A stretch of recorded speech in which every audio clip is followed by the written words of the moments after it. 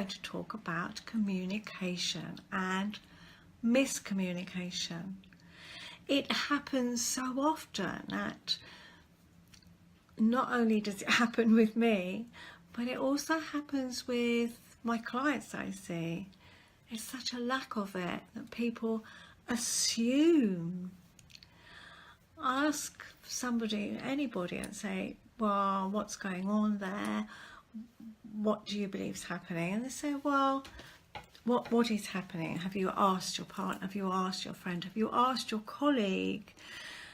And the response I generally get is, well, I know that's the case.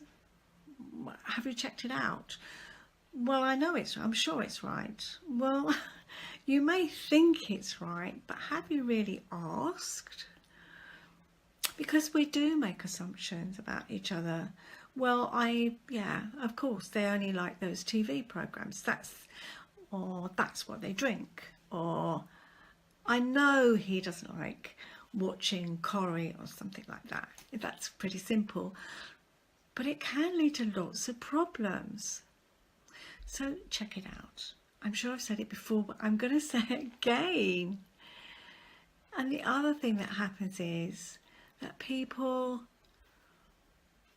they misunderstand each other.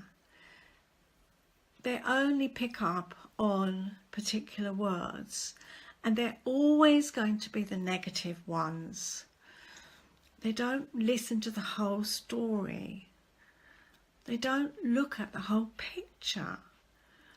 I had a client who was talking about a situation at work, and they had a review, and all that person had picked up was that the negatives that had been mentioned in this report, in this review, but they didn't pick up on the positives. And when I talked to them and said, "Doc, but this has been said about you, this has been said about you," they couldn't see it. They were only noticing those criticisms. And nor had they checked it out with anybody else to find out what those things meant, what the comments meant. So really don't assume, check it out. And it is misunderstandings. And the biggest thing I see happening is that people talk to each other when they're busy, they're distracted. I'm sure you've seen this happen. You've told your partner that you're going to your mum's for lunch on Sunday, and then they look at you aghast when Sunday comes and say, "But I've made other arrangements. But I told you we were going to mum's." "No, you didn't." So I wonder when you told your partner that you were going to mum's on Sunday. Was it when they were distracted?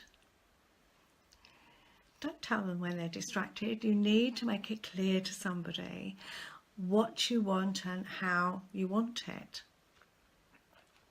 And just check, and don't talk to them when they're distracted. And then there's the way of people tell me that they hate confrontation. So many people talk to me about confrontation. I hate confrontation. And when I ask them what confrontation means for them, they say, well, it's, I hate arguments. I hate it because there's bad feeling. Well, it doesn't have to be bad feeling. Actually, confrontation is just facing the situation.